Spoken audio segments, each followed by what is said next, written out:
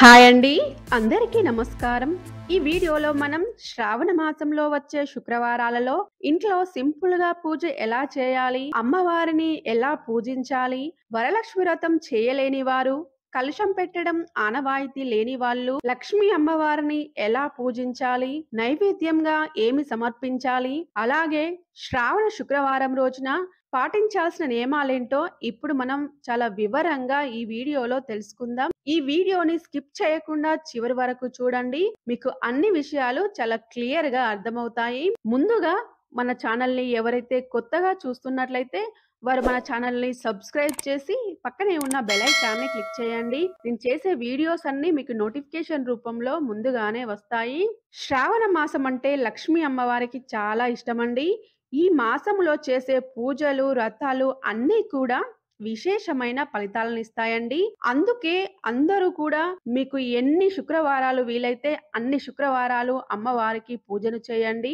మహాలక్ష్మి అమ్మవారి యొక్క అనుగ్రహం పొందడానికి శ్రావణ మాసంలో వచ్చే శుక్రవారాల్లో తప్పకుండా పూజలు చేయాలి. ప్రతి ఒక్కరి ఇల్లు ఈ శ్రావణ మాసంలో వచ్చే మంగళవారాల్లో, శుక్రవారాల్లో కలకలలాడుతూ ఉంటుంది. ఈ శ్రావణ శుక్రవారాల్లో కొందరు కలశం పెట్టి లక్ష్మీ పూజను చేసి తాంబూలం సమర్పిస్తారు.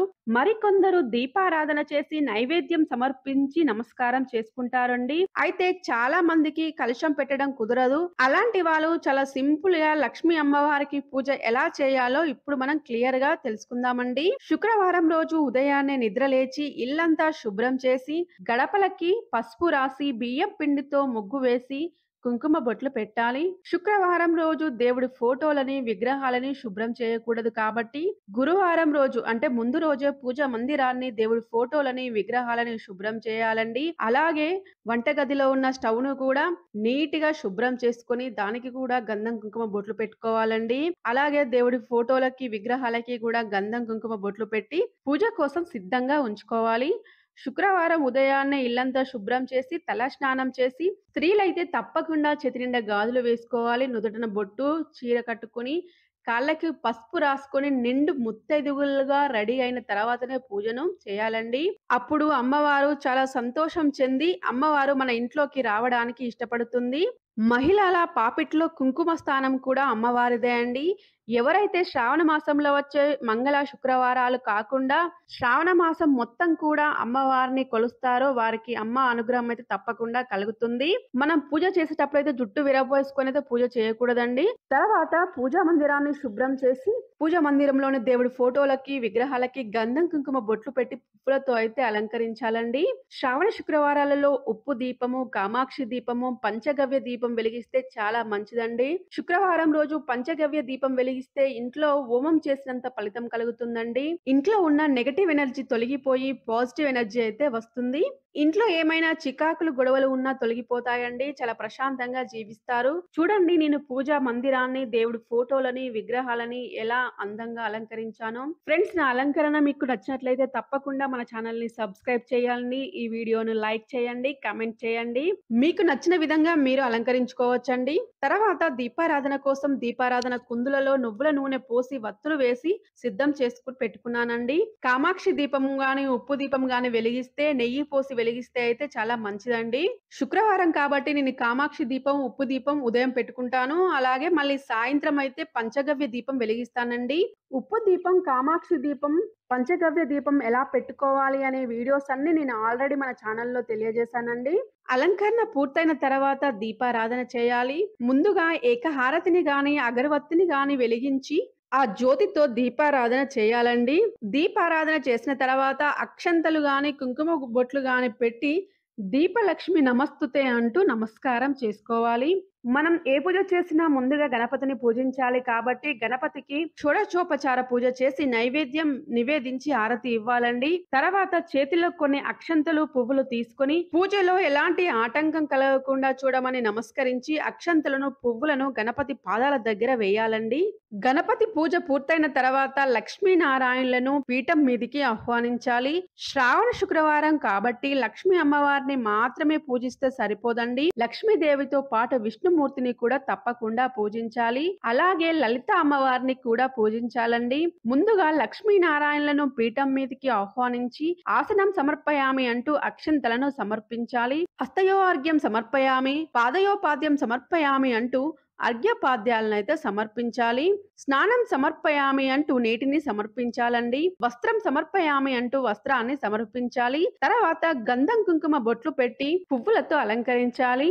ఇక్కడ మీకేమైనా కోరికలు ఉంటే ఆ లక్ష్మీనారాయణులకు చెప్పుకొని లక్ష్మీ అష్టోత్తరము, లక్ష్మీ సహస్రనామం చదువుతూ పువ్వులు, అక్షంతలు, గోమతి చక్రాలు, చిట్టి గాజులు, లక్ష్మి గవ్వలు, తామర గింజలతో అమ్మవారిని పూజించాలి. మా దగ్గర ఇవన్నీ లేవు అనేవారైతే పువ్వులు, అక్షంతలతో అయినా పూజ చేయవచ్చండి. తర్వాత విష్ణు సహస్రనామం, విష్ణు అష్టకం చదువుతూ పువ్వులు లేదా అక్షంతలతో పూజించాలి. అంతేకాకుండా లక్ష్మీ అమ్మవారిని తామర గింజలతో, మారేడు దళాలతో పూజిస్తే లక్ష్మీ కటాక్షం అయితే తప్పకుండా కలుగుతుందండి. అలాగే ఈ శ్రావణ మాసంలో వచ్చే ప్రతి శుక్రవారము, మంగళవారము మణిద్వీప వర్ణన చదివితే చాలా మంచిదండి. అలాగే ప్రతి శుక్రవారము లలితా పారాయణ చేస్తే అష్ట ఐశ్వర్యాలైతే కలుగుతాయండి. లక్ష్మీ సహస్రనామం, లక్ష్మీ అష్టోత్తరం చదువుతూ కుంకుమ పూజ చేస్తే చాలా మంచిదండి. పూజ పూర్తయిన తర్వాత అమ్మవారికి ఇష్టమైన వడపప్పు, పాయసం, శనిగలు, పాలతో చేసిన పరమాన్నం, ఏవైనా పళ్ళను సమర్పించాలి. ఇవన్నీ నివేదించడం కుదరకపోతే ఏవైనా పళ్ళను గాని పాయసాన్ని గాని నివేదించండి. తర్వాత ధూపం చూపించాలి. తర్వాత నీరాజనం సమర్పయామి అంటూ మంగళహారతి పాట పాడుతూ కర్పూర హారతి ఇవ్వాలండి. శుక్రవారం ఎవరైనా ముత్తైదువు మన ఇంటికి వస్తే తాంబూలం తప్పకుండా ఇవ్వాలి. ముత్తైదువుకు పాపిట కుంకుమ బొట్లు పెట్టి వారి పాదాలకి పసుపు రాసి ఆవిడను సాక్షాత్తుగా లక్ష్మీదేవి స్వరూపంగా భావించి తాంబూలం ఇవ్వాలండి. ఆవిడ పాదాలకి నమస్కరించి ఆశీర్వాదం తీసుకోవాలి. ఇలా చేస్తే లక్ష్మీదేవి అనుగ్రహం అయితే తప్పకుండా కలుగుతుంది. ఇందులో సందేహమే లేదండి. మనస్ఫూర్తిగా భక్తిగా పూజ చేసుకోండి. ఐశ్వర్యం కోసం ఆశపడకుండా భక్తిగా చేయండి. ఐశ్వర్యం ఎందుకు రాదు? దానంతట అదే వస్తుందండి. అయితే శ్రావణ శుక్రవారం రోజు ఇదంతా కూడా మేము చెయ్యలేము అనేవారు పూజా మందిరంలో ఉన్న దేవుడి ఫోటోలని, విగ్రహాలకి గంధం కుంకుమ పువ్వులతో అలంకరించి దీపారాధన చేసి ఏవైనా పండ్లను గాని పాయసాన్ని గాని సమర్పించి, అది కూడా కుదరకపోతే బెల్లం ముక్కనైనా నివేదించి ఆ రోజంతా శ్రీ మాత్రే నమః, ఓం శ్రీ లక్ష్మీదేవియే నమః అనే నామాన్ని జపించినా చాలండి. అమ్మ మిమ్మల్ని తప్పకుండా కరుణిస్తుంది. ఎంతో భక్తి శ్రద్ధలతో పూజ చేసే అందరికీ అమ్మవారి యొక్క కరుణ కటాక్షాలు కలగాలని నేను మనస్ఫూర్తిగా కోరుకుంటున్నాను. ఇప్పుడు మనం ఈ శ్రావణ శుక్రవారం రోజున పాటించాల్సిన నియమాలేంటో తెలుసుకుందాం. శ్రావణ మాసంలో ముత్తైదులకు వాయనం లేదా తాంబూలం తప్పకుండా ఇవ్వాలి. ఈ వాయనం లేదా తాంబూలం ఎలా ఇవ్వాలి అనేది నేను ఆల్రెడీ వీడియోలో తెలియజేశానండి. ఆ వీడియో లింకును కూడా కింద డిస్క్రిప్షన్ బాక్స్ లో ఇస్తానండి. మీకు కావాలంటే ఒకసారి చూడండి.